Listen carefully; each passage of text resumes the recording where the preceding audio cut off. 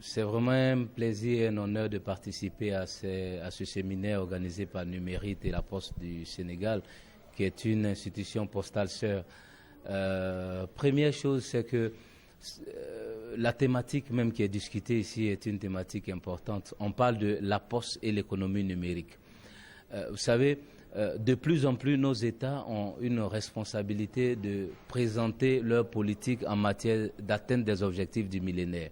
Lesquels objectifs du millénaire sont premièrement lutte contre la pauvreté. Alors que nous savons que la lutte contre la pauvreté signifie développer des services financiers pour le plus grand nombre de la population. Aujourd'hui, il y a un acteur important dans nos pays qui est la Poste. Capillarité réseau, présence postale sur l'étendue du territoire qui est un vrai atout pour distribuer des services financiers au plus grand nombre de la population.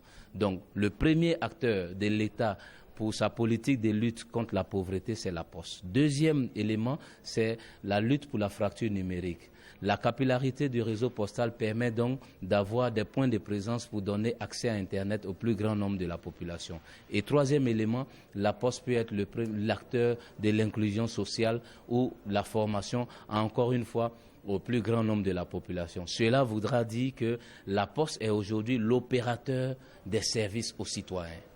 Et quand vous regardez la solution post-cash de la Poste du Sénégal, vous avez une plateforme qui permet d'apporter une vraie solution à l'ensemble des citoyens pour ce qui concerne le paiement des activités de tous les jours, inscription, transfert d'argent, paiement des factures, distribution des bourses, paiement des pensions.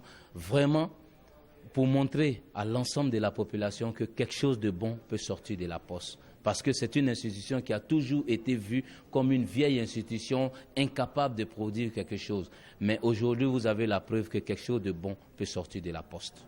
Mais ce que je dis, c'est les nouvelles technologies. À partir du moment où vous pouvez utiliser votre téléphone pour dénouer une transaction, on est en plein dans la technologie. Contrairement à ce que pensaient que les technologies de l'information allaient venir pour éteindre la Poste. Au contraire, c'est un levier sur lequel la Poste va s'appuyer pour réveiller ses anciennes activités traditionnelles. Je vous prends un exemple.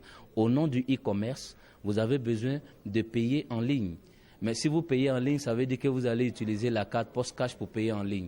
Mais quand vous finissez de payer en ligne, il y a un opérateur qui doit vous livrer la marchandise à domicile. Vous réveillez l'activité traditionnelle de la Poste qui était décédée, qui est l'acheminement de colis et paquets. Donc les nouvelles technologies sont venues pour redonner à la Poste de devenir encore plus fort. D'où l'objectif de cette rencontre. Nous nous réunissons pour partager les best practices et les meilleurs modèles afin que chacune, à son retour dans son pays, puisse l'implémenter et devenir encore plus forte.